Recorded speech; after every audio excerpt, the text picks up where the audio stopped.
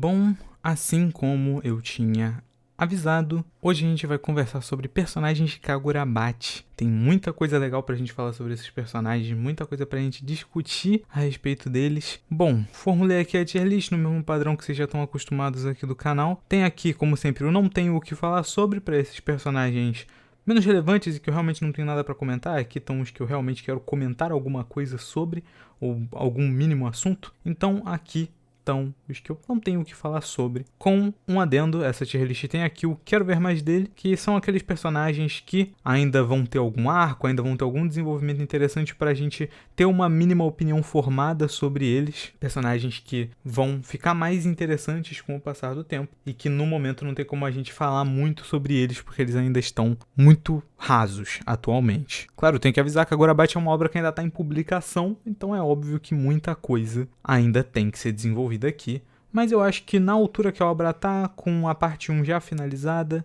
e agora o arco da Guerra de Seitei acontecendo, eu acho que é um bom momento pra gente trazer uma tier list pra gente conversar um pouco sobre esses personagens. E já vamos começar pelo Chihiro, cara. O Chihiro, que não tem nem como ser diferente, ele é um personagem absurdo, ele é um personagem fora da curva, um personagem muito bem escrito, um personagem que é escrito de uma forma muito legal. A escrita do Chihiro vai sendo desenvolvida de uma forma relativamente diferente do que você tem de padrão para um protagonista, pelo menos nos protagonistas atuais de muitos mangás, porque o Chihiro, ele é uma pessoa muito introvertida. Então muita coisa que vai acontecendo no mangá e a gente vai acompanhando pela perspectiva do Chihiro, acaba sendo interessante de se acompanhar porque muita coisa acontece dentro da mente do Chihiro e a gente acompanha os pensamentos dele, a forma como ele enxerga o mundo. E a forma como ele enxerga o mundo que vai sendo modificada com o passar do tempo graças à influência dos inimigos que ele enfrenta no caminho. Eu acho que isso é o que torna o Chihiro um personagem tão legal, tão interessante. Ele tem um carisma muito legal, tem muitas cenas muito boas. A motivação, a ideologia, o crescimento do Chihiro pela jornada, cara, tudo isso torna pra mim o Chihiro um personagem absurdo, ele é impecável mesmo, e ele é o melhor protagonista que Kagurabate poderia ter. Eu falo um pouco disso aqui no canal, eu já falei disso, eu lembro no vídeo eu já falei isso sobre Blue Lock, sobre Gashakuta, sobre como o Isagi e o Urudo também caem nessa mesma linha de serem os melhores protagonistas que aquela obra poderia ter, porque o protagonista, uma coisa que eu pessoalmente valorizo muito e que eu acho que dá muita qualidade para um protagonista numa história, é ele conversar bem com o mundo e com todo o universo ao redor dele. E o Chihiro faz isso muito bem, ao ponto de que muitos acontecimentos existem porque o Chihiro influencia eles diretamente. Então acho que ele é um personagem que funciona muito bem, ele é muito legal de se acompanhar. E ele, diferente do que muita gente pensa, não é um Ed absurdo.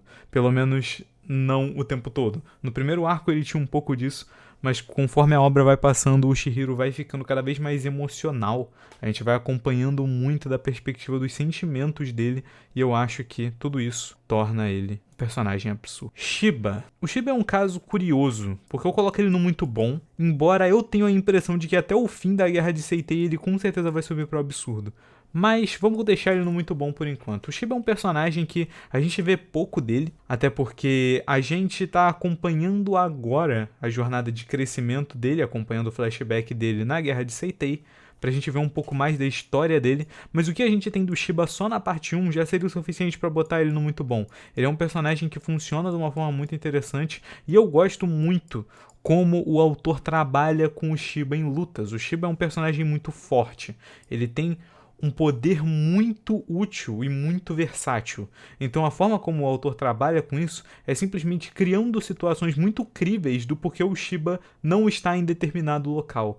Porque o Shiba não resolveu tudo sozinho. Ele sempre justifica isso de formas muito interessantes e muito legais. Com isso sendo inclusive um dos principais tópicos que faz a gente pensar por que o Shiba, por exemplo, não salvou o Kunishige. É dito que ele se atrasou, mas por que ele se atrasou? Tipo, é uma das dúvidas que é levantada sobre o personagem, e eu acho que o jeito que o autor trabalha com ele, sendo essa figura poderosa, é muito interessante. A relação dele com o Chihiro também é muito legal de se acompanhar, sobre como eles têm essa relação, essa amizade, essa proteção um com o outro, justamente porque o Shiba era amigo do Kunishige, então ele se vê responsável pelo filho dele nesse momento, então a relação dele com o Chihiro é muito legal. muito divertida de se acompanhar, eles têm uns momentos muito bons juntos, e pra mim o Shiba entra em muito bom, com potencial pra ir pro absurdo facilmente, porque ainda tem coisa pra gente ver dele na Guerra de Seitei. Só o que já teve dele com a conferência de Hirishima, a luta com o Aryu e tal, pra mim já coloca ele no muito bom, porque aquele momento ali é um dos momentos mais absurdos da obra, mesmo sendo tão curto. Eu vou falar mais disso quando a gente chegar no Aryu em si, mas só isso já deve ser o suficiente pra colocar o Shiba aqui. A Hinao é um caso curioso, porque pra mim ela é ok, ela não tem muita coisa. Eu imagino que vai ter mais alguma coisa, porque no momento ela é só uma personagem de apoio meio random, e eu acho ela legal, mas não tem muito o que falar sobre ela, então eu vou deixar ela no ok. Eu gosto da Hinao, ela é diferente desses personagens aqui, por exemplo, que são personagens só de, por exemplo, o Senhor Relâmpago. Ele é importante pelo simbolismo e pela mensagem que ele traz. Eu só não trago ele na tier list especificamente, porque aqui a gente tá falando do personagem em si. Então por isso que eu deixo ele aqui no não tenho o que falar sobre. A Hinao é uma personagem que eu acho ok, e que eu só deixo ela no ok e não quero ver mais dele, porque eu sinto que a Hinao não tem muito pra onde ir. Esse vídeo pode envelhecer meio mal e a Hinao simplesmente virar uma personagem absurda em um arco seguinte, mas do que eu vejo dela no momento é que simplesmente é ok. É uma personagem ok. Char. A Char é uma personagem que eu deixo no muito bom. Ela é uma personagem que pouco se fala no arco dela, mas eu acho que, sem exagero, ela é um dos pontos positivos mais altos da primeira parte ali da obra, do primeiro arco. Ela é uma personagem com um carisma muito legal, ela ganha o leitor muito fácil, porque ela é uma personagem muito divertida. Os momentos dela na obra são muito divertidos de se acompanhar, porque eles são simples, mas são engraçadinhos, são legais da gente ver. Fora que toda a dinâmica dela com o resto dos personagens é muito bom. A dinâmica dela com o Chihiro é muito legal.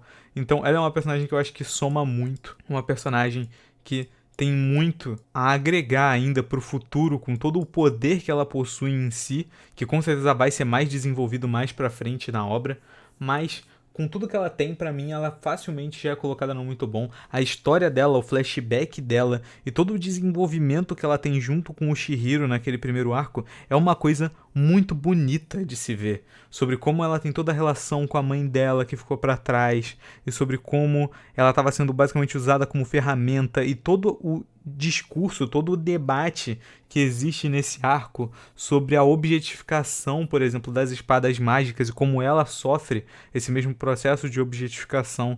Então eu gosto muito de como ela é trabalhada e de como o autor vai levando. Ela fica meio apagada depois de um tempo, mas é porque não tinha espaço para ela nos arcos que viriam depois. Os arcos que vieram depois eram sobre outros assuntos e focavam em outras coisas.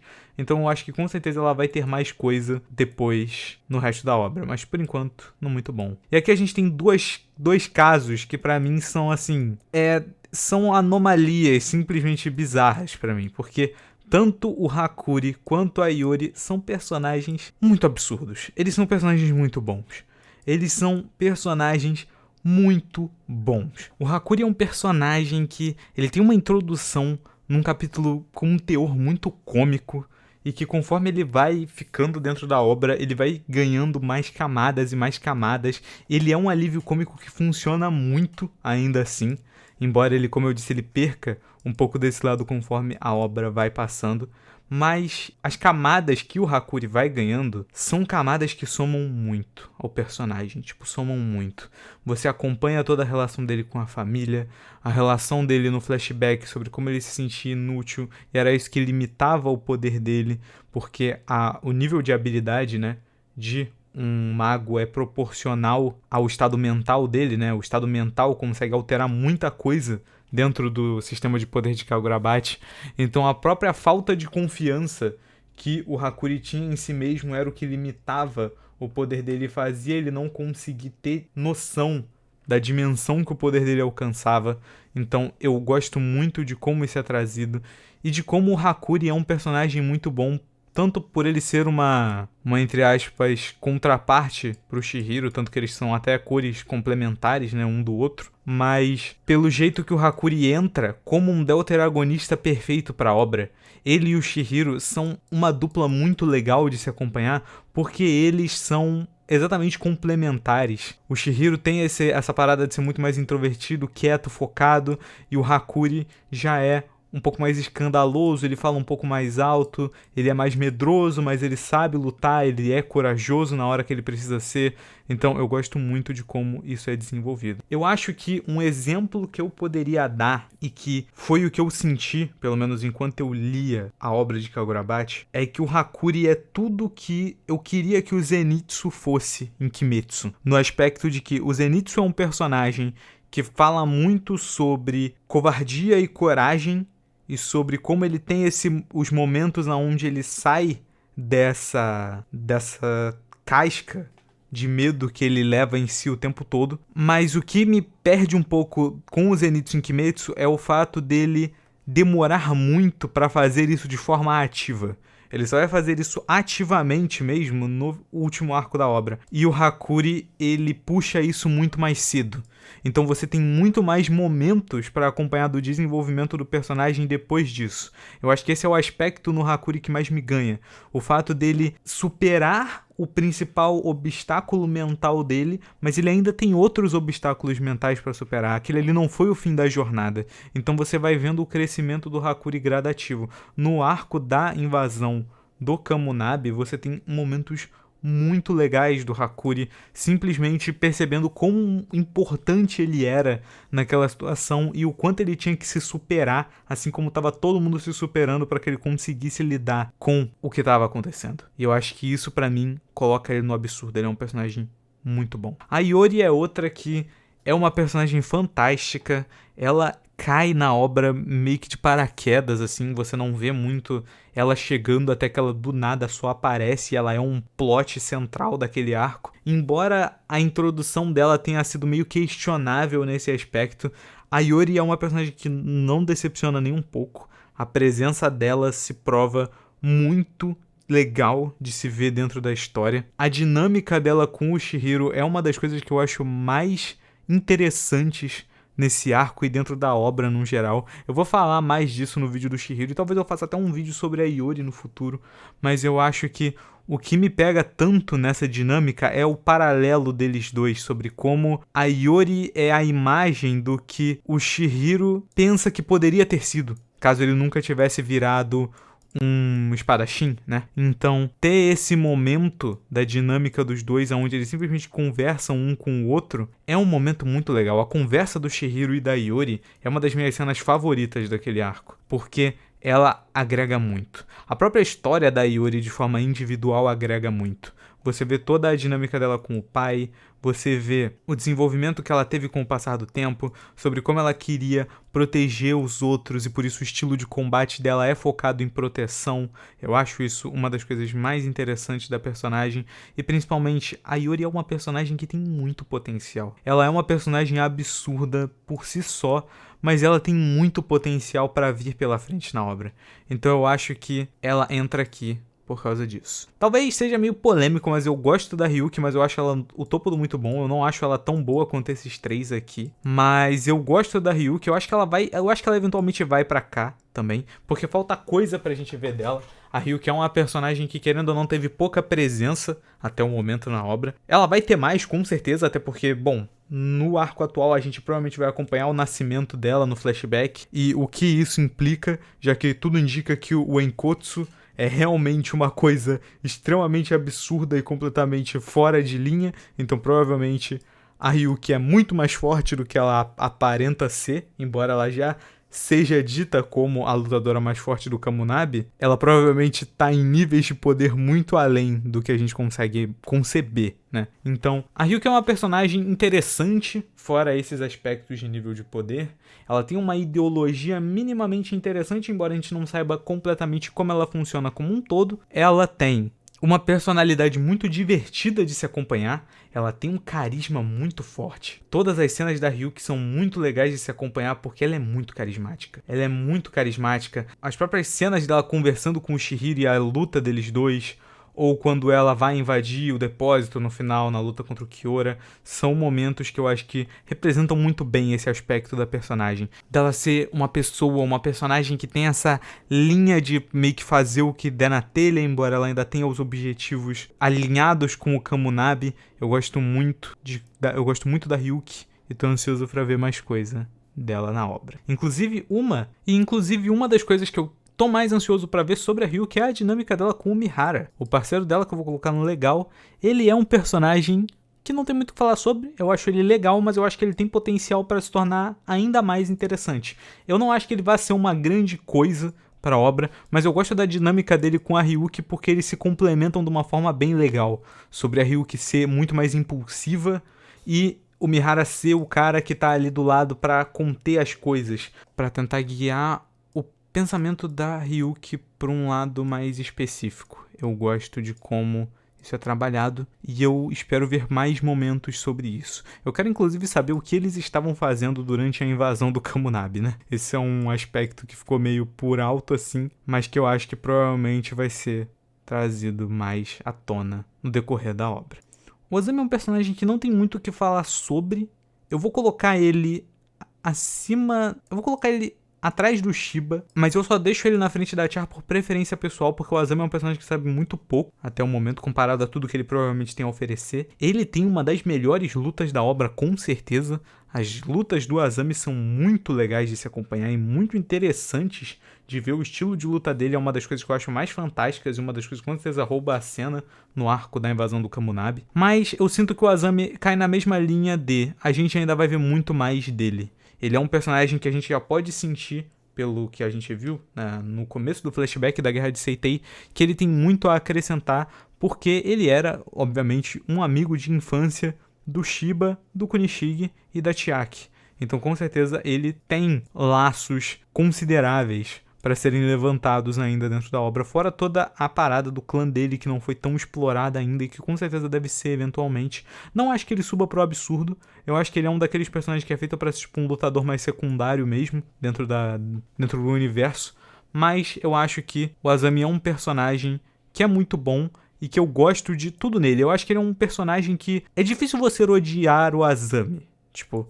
Eu não acho que exista alguém que odeie o Azami, porque ele é um personagem simplesmente muito legal. E eu acho que essa é a definição dele. Ele é muito maneiro. Tipo, as cenas dele são muito maneiras de se ver. As lutas dele são muito legais e tudo que ele faz é simplesmente muito maneiro. Eu acho que é o personagem com a melhor definição de... Ele não tem nada tão grande assim, ele não é tão desenvolvido quanto os outros, ele não tem tantos aspectos que chamem a atenção, além do fato dele ser muito maneiro. As lutas dele são muito legais, e eu espero ver cenas dele lutando de novo, porque só a luta dele no Kamunabi já foi incrível, e eu queria ver muitas outras lutas dele no decorrer da obra. Falando agora sobre os líderes do Kamunabi, eu vou colocar todos aqui no Quero Ver Mais dele, exceto, bom, ele, porque ele morreu, então eu vou deixar ele em ok, porque ele foi um personagem ok até o fim, embora ele tenha tido uma morte bem triste, mas... eu deixo ele no ok por enquanto. Sobre esses aqui, eu acho que eles três são personagens que a gente ainda vai ver bastante. Principalmente esses dois, o Ichiki e o Kassen.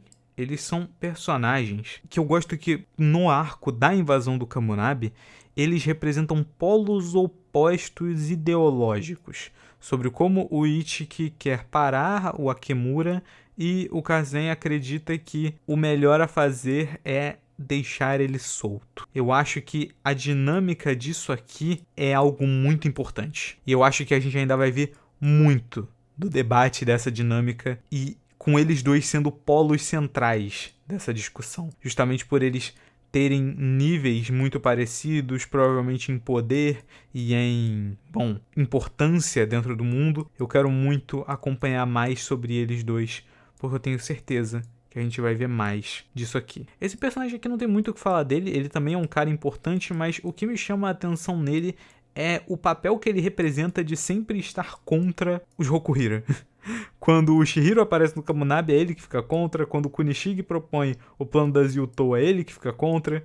Então, eu acho que ele deve ser mais do que isso. Pelo menos eu quero acreditar, por enquanto, que ele vai ser um personagem mais relevante do que apenas isso. Por isso eu deixo ele aqui, não quero ver mais dele. Essa aqui também é uma líder do Kamunab, eu só botei no não tenho o que falar porque a gente não viu literalmente nada dela, então não tem nem no que eu me basear pra colocar ela, não quero ver mais dele. Por isso que ela tá aqui no não tenho o que falar sobre. Ok, agora a gente tem um caso muito específico, que é o seguinte: esquadrão de luta contra o Sojo, né? O esquadrão pra conter a Kuregumo. Só sobrou 2, o Hagiwara e esse mano, que eu esqueci o nome, mas vai ficar no legal. E eu acho que os outros ficam no ok, porque todos eles foram personagens legais de se acompanhar. Não tem muito o que falar deles, mas eu vou deixar eles no ok porque eu gosto muito do que é isso aqui. A situação do esquadrão da Kuregumo é uma das tragédias mais interessantes que eu já vi sendo escritas num mangá. Isso porque é uma coisa muito do presente. Tipo, você geralmente imaginaria que a gente acompanharia o personagem do Hagiwara no presente e ele já seria o cara loucão que ele é, e quando a gente descobrisse o passado do Hagiwara, que o esquadrão todo dele morreu tragicamente, a gente se sentiria mais empático sobre ele. Mas o grande ponto aqui é que a gente acompanhou o backstory do Hagiwara na íntegra. A gente conheceu o Hagiwara antes dele ser maluco, e eu acho que isso é uma coisa que acrescentou muito no personagem. Porque se o Hagiwara já tivesse chegado na obra sendo um cara mentalmente instável, e a gente só descobrisse depois porque ele é assim, não teria tanto peso quanto a gente viu o Hagiwara ação e ter visto com os nossos próprios olhos no presente por que o Hagiwara enlouqueceu. Porque ele viu esses caras aqui que eram realmente muito amigos, o esquadrão da Kuregumo realmente eram todos eles eram subordinados do Hagiwara, mas eles eram muito amigos entre si, principalmente o Hajime. Você tem esse ponto aonde eles morrem. E isso faz o Hagiwara enlouquecer. O Hagiwara é uma baita de uma utilização de personagem. Eu gostei muito do que o autor fez aqui, porque você não dá nada pelo Hagiwara. Quando o Hagiwara é um dos únicos sobreviventes da luta contra o Sojo, você nunca espera que ele vai ser relevante. Nunca, nunca, de nenhuma forma. Você nunca espera que ele vai ser relevante. Mas quando o Hagiwara volta, e ele volta daquele jeito, é muito bom, porque não é só uma maneira muito legal de reutilizar um personagem, mas também é um jeito que o autor encontra de mostrar como o estado mental de um indivíduo afeta a magia dele na íntegra. A magia do Hagiwara mudou de execução, ela funciona de um jeito diferente só porque ele ficou mentalmente instável. Então eu gosto muito de como isso aqui aconteceu.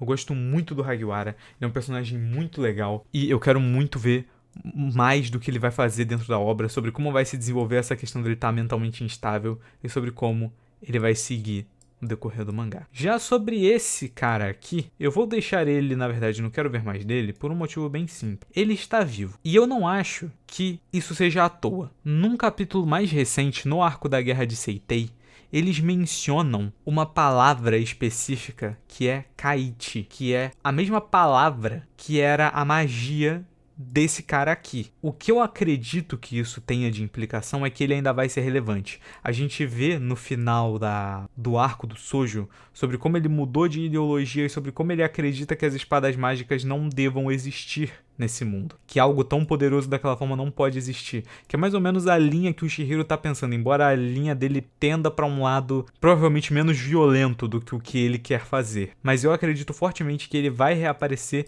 e com certeza vai ser um aliado relevante pro próprio Chihiro, ou pelo menos um personagem que vai ter uma dinâmica interessante com o elenco principal no decorrer da trama. Quero muito ver mais dele. É um dos que eu tô mais ansioso, inclusive, e eu realmente espero que ele seja alguma coisa. Os Masumi são todos legais, não tem muito o que falar deles, mas eles são todos legais. Eu acho que o que me pega muito neles é sobre como eles três são um grupo que trabalha junto, e eles são basicamente personagens que andam juntos o tempo todo, mas sobre como cada um deles ainda consegue ter um carisma próprio e uma personalidade própria. Não é como se eles fossem três pessoas iguais que andam juntas. Eles são três pessoas diferentes que andam juntas. Então você consegue ver eles três juntos o tempo todo, mas você consegue ver as diferenças mínimas na personalidade um do outro, nos pensamentos um do outro e coisas desse tipo. Eu acho que eu coloco eles no legal justamente por causa disso, e a interação deles, tanto com o Chihiro, tanto com o Samura, são coisas muito interessantes de se acompanhar e que eu gostei muito de como foram utilizadas. O Fushimi, que era o guarda do Uruha, é um caso muito interessante. Eu deixo ele no topo do ok, porque assim como os membros do Esquadrão da Kuriguma, ele serviu só pra morrer. Mas o jeito que a morte dele foi feita é muito interessante. Eu gosto muito de como isso foi utilizado e eu separei ele aqui justamente só pra gente pincelar esse assunto por um momentinho, que é sobre como o autor apresenta ele propositalmente sendo um personagem carismático. Você vê ele, você fica minimamente interessado. Você vê a relação dele com o Uruha minimamente, sobre como eles realmente parecem se dar bem e gostarem bastante um do outro, só pra matar ele no mesmo capítulo. E o jeito que o Fushimi morre é um jeito muito forte, porque ele não só morre, ele é usado de isca pelo Hiruhiko. Então você tem essa cena que ela é montada propositalmente para te deixar com raiva. Então ela não só constrói a relação do Uruha e os pensamentos do próprio Uruha sobre como, por exemplo, ele se mantém a calma, né? Ele se mantém focado mesmo frente a essa situação, e sobre como você já constrói a raiva do leitor pelo Hiruhiko fazendo isso. Eu acho que o jeito que eu deixo o Fushimi ok, só porque eu gosto muito do jeito que o autor trabalhou com ele. Vamos falar sobre a Kiri e o Itsuo, que é o avô dela, juntos, porque eu acho que é válido a gente conversar sobre eles ao mesmo tempo. A Kiri é uma personagem que eu deixo no topo do legal, e o Itsuo, não quero ver mais dele, por alguns motivos específicos. A Kiri é uma personagem que ela chega muito do nada na obra também, mas eu gosto bastante da introdução dela. É um momento meio cômico, porque ela é uma personagem um pouco cômica mesmo, mas o estilo de luta dela é muito legal, ela tem uma personalidade divertida de se acompanhar, e eu espero que ela cresça pra virar uma personagem muito mais interessante com o passar do tempo. Porque por mais que eu ache ela carismática, eu realmente queria ver mais da Kiri como personagem mesmo, outras coisas, outros aspectos dela. Provavelmente vai ter, porque o arco da invasão do Kamunabi serve muito pra gente conhecer as forças do Kamunabi, né? A gente conhece a Kiri, a gente conhece o Natsuki, que provavelmente vão ser personagens muito mais relevantes no decorrer da trama. Então acho que esse momento serve muito mais de introdução e apresentação desses personagens do que qualquer outra coisa. Então com certeza a Kiri vai ter mais coisa, mas o que tem dela agora pra mim é o suficiente pra botar ela no legal. O Itsuo é um caso muito específico, porque eu quero ver mais dele por um motivo muito específico. Esse cara deve ser muito forte, e eu quero muito ver algum momento dele lutando a sério mesmo. Eu quero muito ver a dinâmica dele com a neta, que já foi levemente pincelada ali sobre como ela não gosta dele e sobre como ele tratava ela no passado, né? Querendo limitar até onde ela podia ir. Você acompanha um pouco da dinâmica deles, e eu quero ver mais disso, sobre como ela não gosta dele por causa da atitude dele de querer limitar até onde ela pode ir só porque ela é mulher e esse tipo de coisa. Eu acho que é um assunto muito interessante de se discutir dentro do mangá, justamente para trazer mais desse aspecto para a obra, porque eu acho que é um tema interessante de se conversar com o personagem da Kiri e sobre como ela vai mudar esse sistema, né? O sistema que o Itsuo cria que limita quem consegue lutar. Eu acho que esse vai ser o ponto do debate entre os dois personagens, e eu realmente fico muito ansioso para ver como isso aqui vai seguir. O Natsuki é um personagem que eu vou colocar ele no muito bom. Eu deixo ele na base do muito bom, mas... Aliás, eu acho que eu vou deixar ele na frente da Char...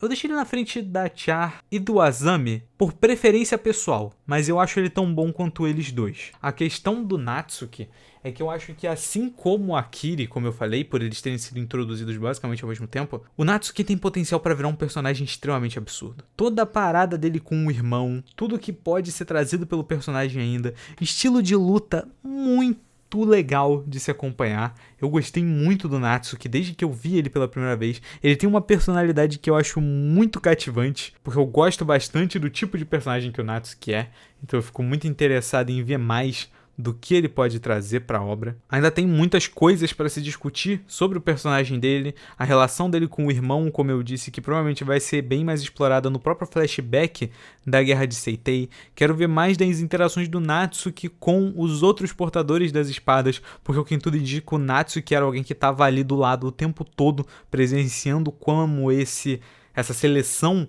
desses espadachins aconteceu para que eles fossem os portadores. Então acho que o Natsuki tem muita coisa pra ser trazida ainda pra obra, e eu acho que ele vai virar com certeza um personagem absurdo até o final do mangá. Mas, por enquanto, ele fica aqui no muito bom. O Uruha, pra mim, ele entra no muito bom também. Eu acho que aqui na frente do Hagiwara, eu gosto do Uruha, ele é um personagem que ele se sustenta um pouco no carisma, porque a gente não viu muito do passado dele e de outros aspectos do personagem, mas eu acho que o que a gente tem dele já é muito bom.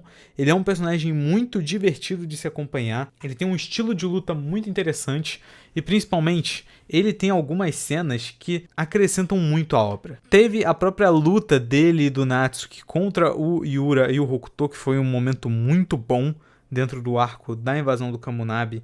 Todo o plot que envolve o Uruha também é muito bom. Ele é um dos pontos centrais do grande plot twist do arco dos Portadores das Espadas, e eu acho que ele serve muito bem a esse papel. Se ele tivesse ficado morto, ele já teria servido muito bem a esse papel, e ele com certeza teria ficado no muito bom, mas ele ficou vivo, né, no fim das contas. Não reclamo de nenhuma forma, ele é um personagem que tem muito a agregar, mas o que eu tenho de preferência pessoal é que eu realmente gostaria que o Uruha não voltasse a ser o portador da Akuma Yuri. Eu acho que a Akuma Yuri tá boa com o Hiruhiko, e eu acho que ele não deveria voltar a ser. Eu acho que o Hiruhiko deveria ser o portador definitivo da Akuma Yuri até o final da obra, e a gente vê o Uruha com a Akuma Yuri só em flashback. Eu acho que isso já seria o suficiente pra mim, porque eu acho o Uruha um personagem muito bom de se acompanhar da forma que ele tá agora. Agora, Seishi Samura é um caso muito forte. Ele é o meu personagem favorito da obra e eu acho que ele merece definitivamente esse título. O Samura é um personagem absurdo do começo ao fim. Ele é um personagem bem escrito. Ele é um personagem muito, mas muito bem pensado, bem bolado, toda a temática, o passado dele muito bem escrito e trazido num momento muito bom.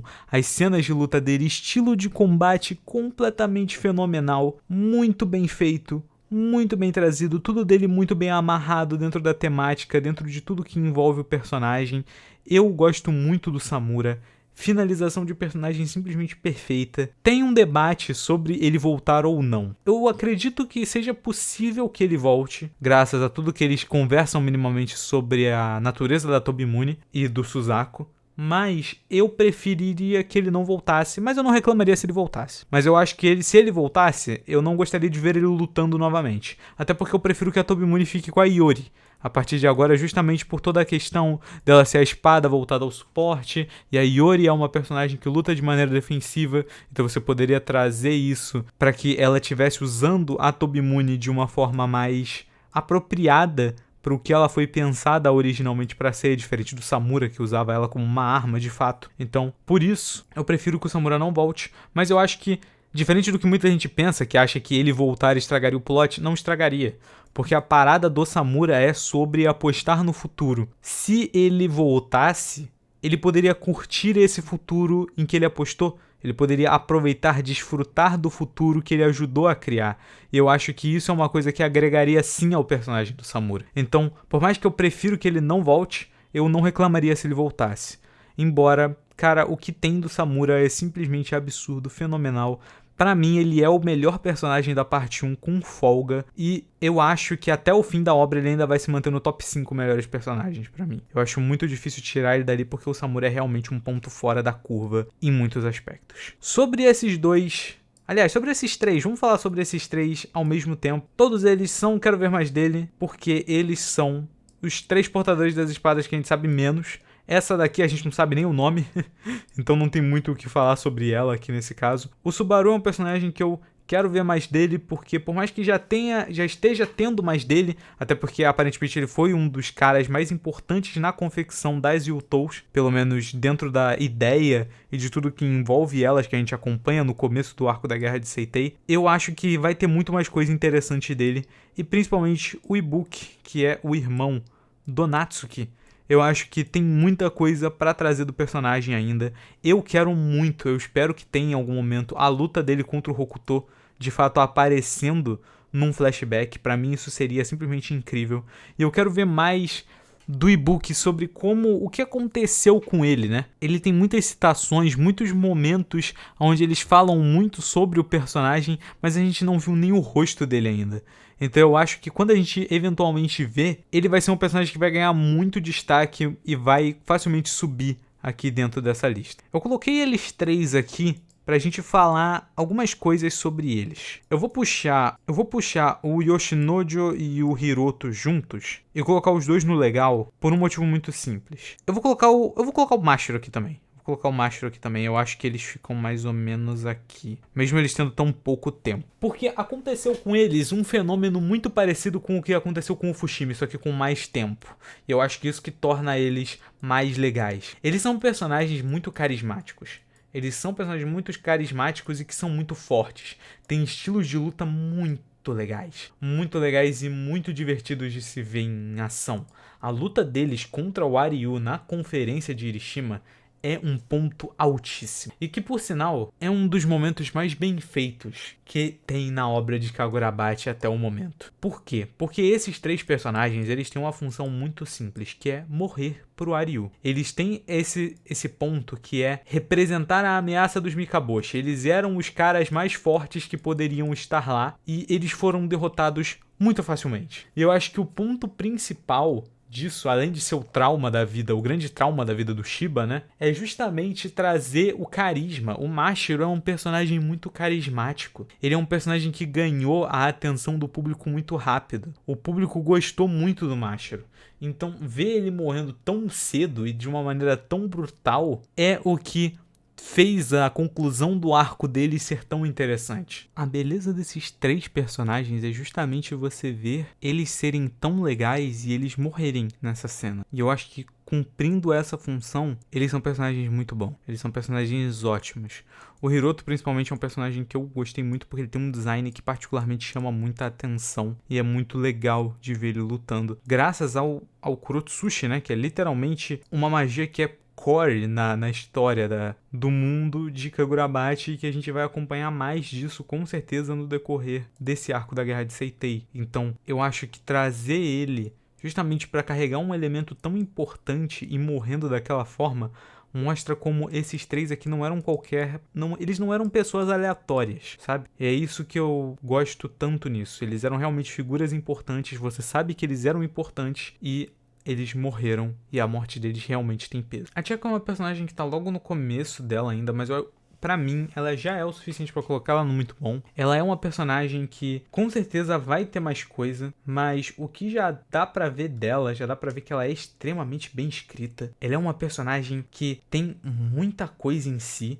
Você consegue acompanhar um pouco de como é a personalidade e os pensamentos dela, principalmente parte dos sentimentos dela pelo Kunishige. Ainda vai ficar mais claro sobre como isso aconteceu, mas só o que a gente tem já é muito claro o quanto a Chiaki é uma personagem bem escrita. Ela é de fato uma personagem muito bem feita e que eu gostei muito de ver os capítulos focados nela até o momento. Quero muito ver mais da Chiaki, mas eu acho que o que tem dela já é tão bom que eu facilmente coloco ela no muito bom. Facilmente. Ela é uma personagem ótima, é uma personagem muito bem feita. E o Kunishige eu acho que anda lado a lado dela nesse aspecto. O Kunishige é um personagem que a gente com certeza vai ver mais, principalmente porque ele é o protagonista do arco da Guerra de Seitei, mas que o que a gente tem dele por citações, falas, pensamentos, flashbacks dele com o Chihiro e coisas do tipo, pra mim já é facilmente no muito bom.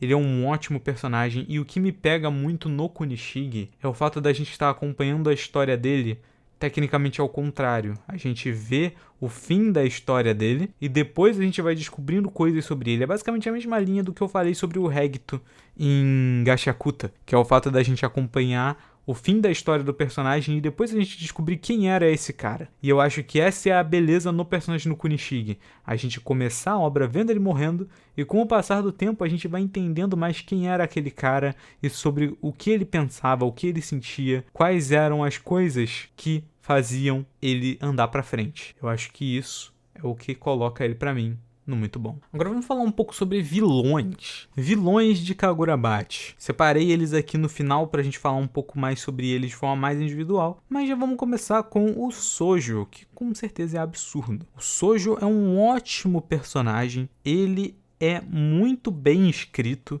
Ele tem coisas muito legais e ele, como eu disse no próprio vídeo do Shoujo, o Shoujo salvou a obra de Kagurabachi.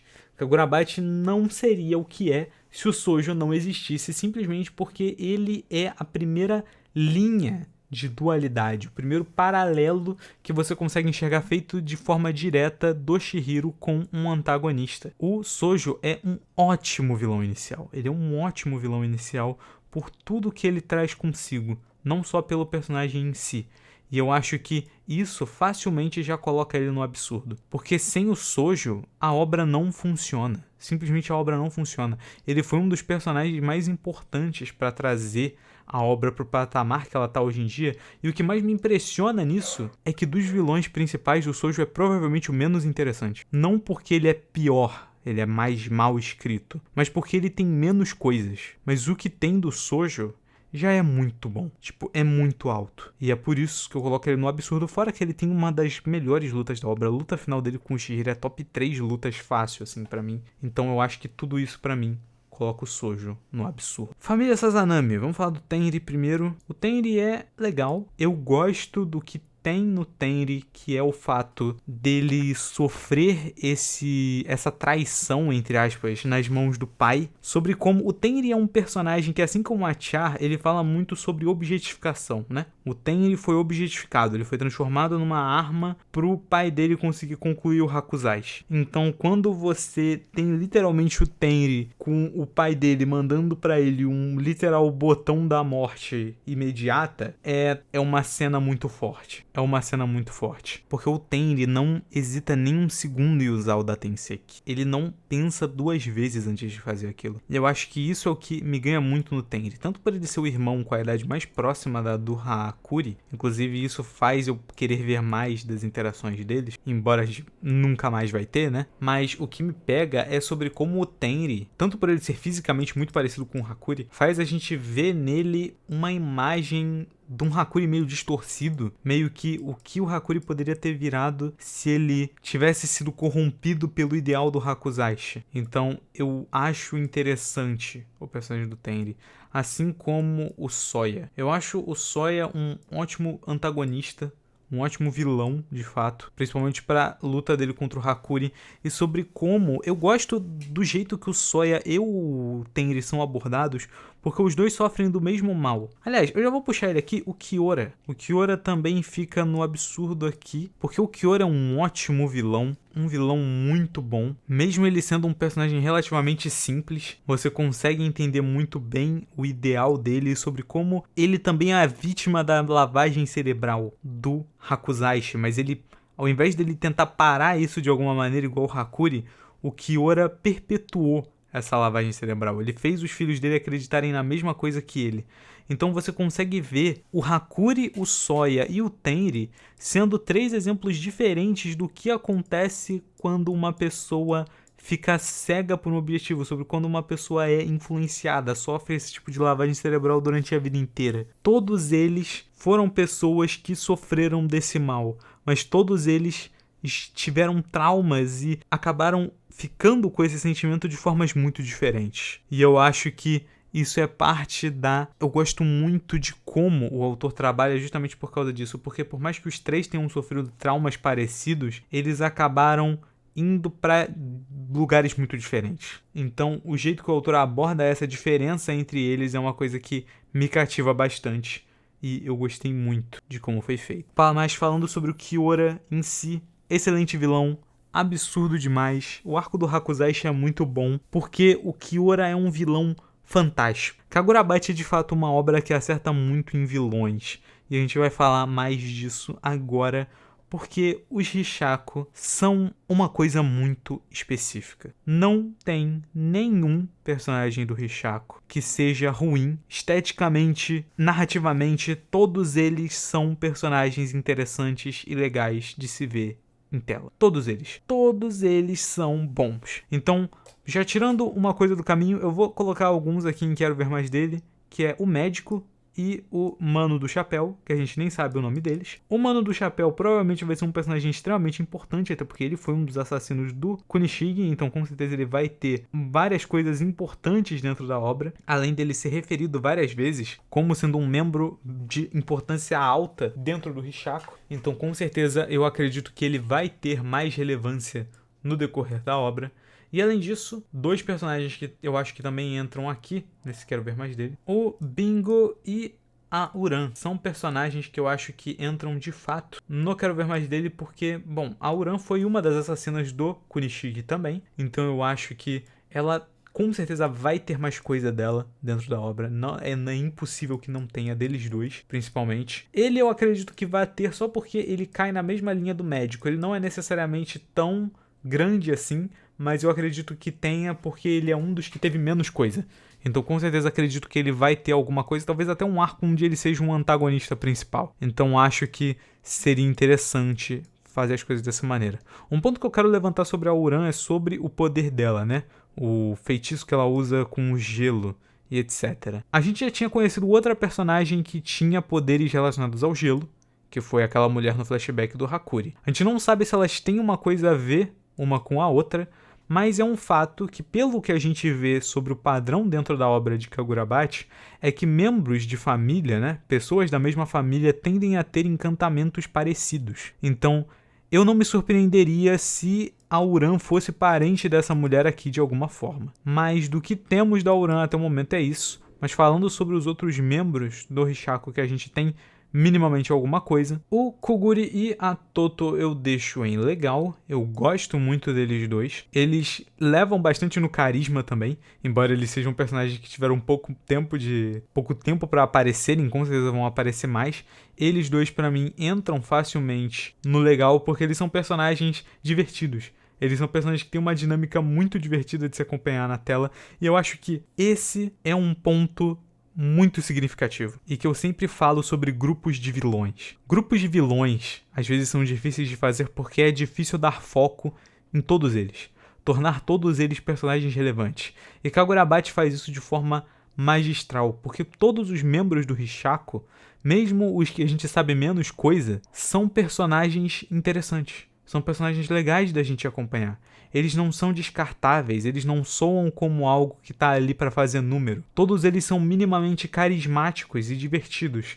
Então acho que isso é uma das coisas que mais me ganha dentro do Rishaku. Assim como o Yuki Sada, que é um personagem que a gente sabe pouco, mas eu acho que o que a gente sabe dele, com certeza leva ele pro legal também. Ele é um personagem que a gente vê a importância dele para todo o plano do Yura e sobre como a dinâmica dentro do grupo funciona, com o Yuki Sada sendo o que segue o Yura mais cegamente, sobre como ele acredita completamente em tudo que o Yura fala e essa dinâmica que os dois personagens têm um com o outro. Eu gosto muito do Yuki Sada e eu acho que ele com certeza vai ser um personagem mais importante no decorrer da obra. Agora, Hiruhiko. Falei sobre o Hiruhiko recentemente, mas eu acho que é sempre bom trazer ele novamente pra cá, porque o Hiruhiko é um personagem muito bom. Ele é um personagem extremamente subestimado, o povo fala muito pouco dele, mas ele é um ótimo personagem. Ele é um ótimo personagem, tem algumas temáticas muito legais, o jeito que ele luta é muito interessante, a dinâmica dele com o Chihiro é um dos pontos mais altos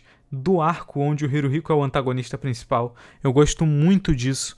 O Hiruhiko é um baita personagem e extremamente subestimado, como falei anteriormente.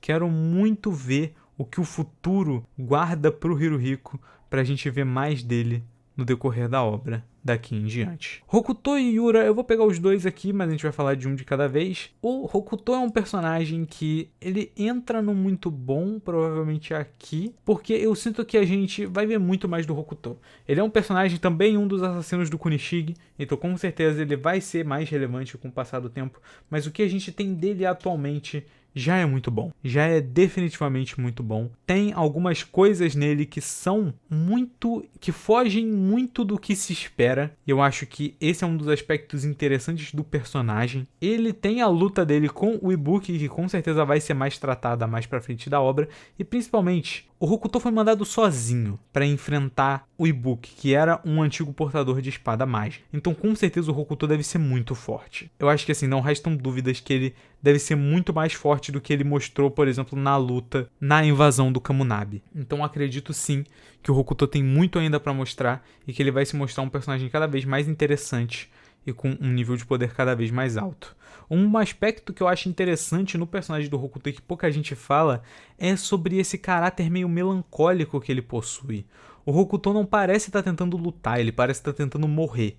Isso é dito algumas vezes durante a obra, e sobre como o estilo de luta dele parece que ele é vidrado, ele nesse êxtase do combate, etc. Mas parece que ele é um personagem que tem essa pira com uma morte digna em combate e coisa do tipo.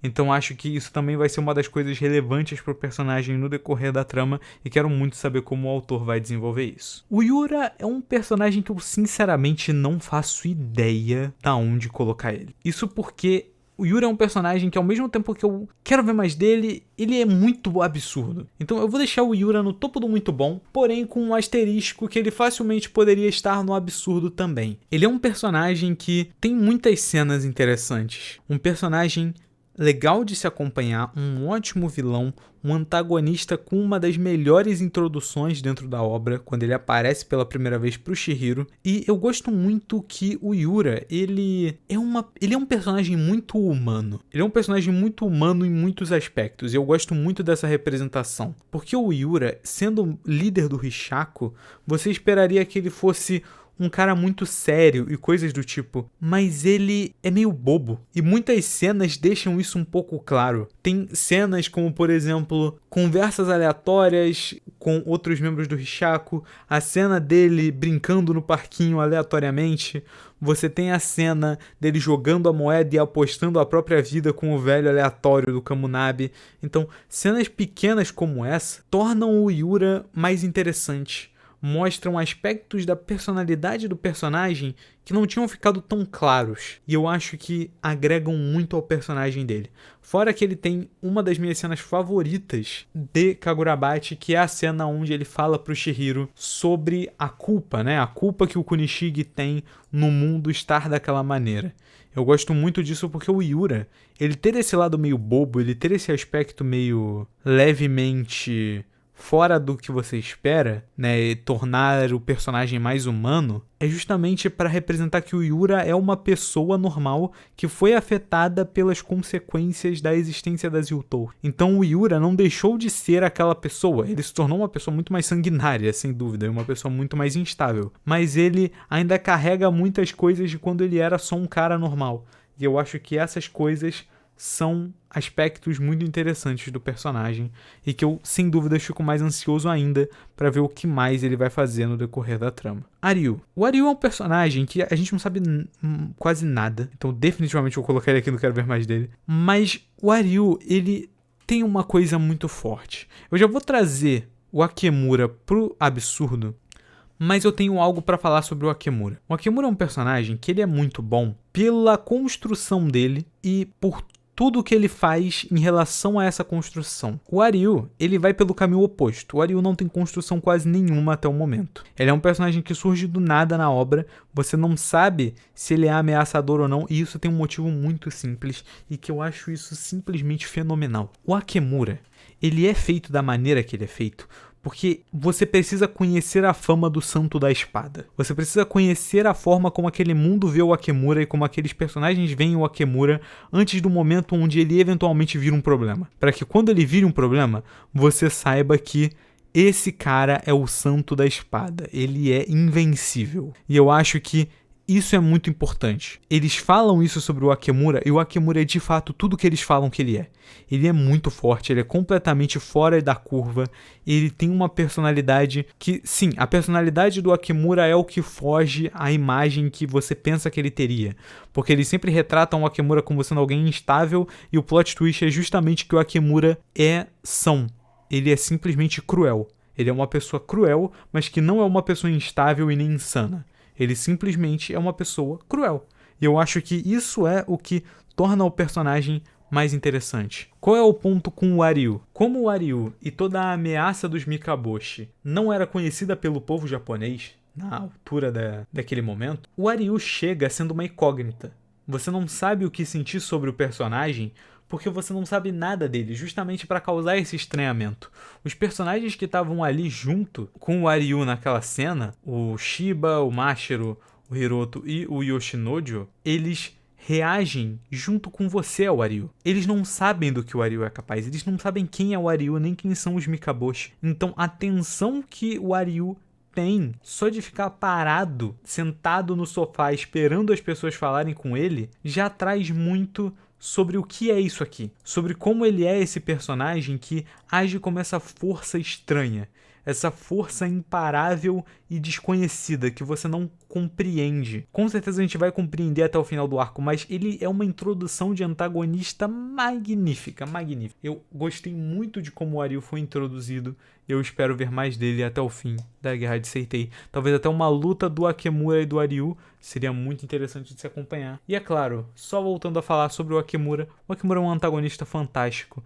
Ele é facilmente, pra mim, o melhor antagonista de Kagurabachi, justamente por toda essa construção, tudo que é trazido do personagem no decorrer da obra e sobre como, quando ele vai agir de fato, ele faz jus a tudo que ele prometeu. Por isso, eu coloco o Akemura no absurdo. Mas bem, o vídeo foi isso. Vídeo bem longo pra gente conversar sobre Kagurabachi. Tem muita coisa ainda pra acontecer nesse mangá e muita coisa pra gente conversar sobre. Eu planejo, obviamente, ir atualizando essa tier list com o passar do tempo, porque com certeza tem coisas muito interessantes pra gente conversar também sobre dentro desse mangá.